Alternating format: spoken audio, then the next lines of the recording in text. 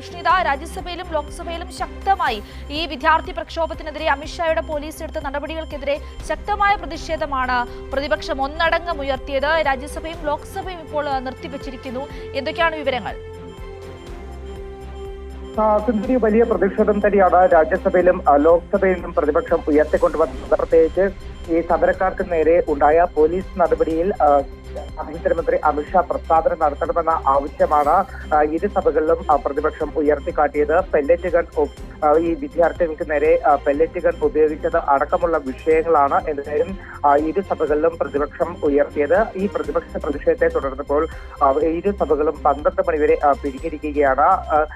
ആദ്യം ചോദ്യോത്തരവേള നടക്കട്ടെ എന്നതാണ് ലോക്സഭയിൽ നിലപാട് സ്വീകരിച്ചത്. പക്ഷേ ഇത് പ്രശ്നമാണ്. അതുകൊണ്ട് അടിയന്തരമായി ചർച്ച വേണമെന്ന ആവശ്യം തന്നെയാണ് പ്രതിപക്ഷം. അമിത്ഷാ ഈ വിഷയത്തിൽ പ്രസ്താവന നടത്തണം, കൃത്യമായി തന്നെ ചർച്ച അടിയന്തരമായി തന്നെ ചർച്ച നടത്തണം, സഭയുടെ മറ്റ് നടപടികൾ നിർത്തിവെച്ചുകൊണ്ട് ചർച്ചയിലേക്ക് കടക്കണമെന്ന ആവശ്യത്തിൽ പ്രതിപക്ഷം ഉറച്ചു നിന്നതോടുകൂടിയാണ് വലിയ തലത്തിലൊരു പ്രതിഷേധം സഭയിൽ അരങ്ങേറിയത്. ഏതായാലും പ്രതിപക്ഷ പ്രതിഷേധത്തെ തുടർന്ന് ഇരു സഭകളും ഇപ്പോൾ 12 മണിവരെ നിർത്തിവെച്ചിരിക്കുകയാണ്. അതോടൊപ്പം തന്നെ ഇന്ന് ലോക്സഭയിൽ ചോദ്യപേപ്പർ ചോർച്ച തടയുന്നതുമായി ബന്ധപ്പെട്ട ബില്ല് ലോക്സഭയിൽ അവതരിപ്പിക്കുമെന്നതാണ് അറിയിച്ചിരിക്കുന്നത്. വിഷ്ണു, ഈ അടിയന്തരമായി ഈ വിഷയം സഭ നിർത്തിവെച്ച് ചർച്ച ചെയ്യണമെന്ന് പറഞ്ഞപ്പോൾ സഭാധ്യക്ഷന്റെ നിലപാട് എന്തായിരുന്നു?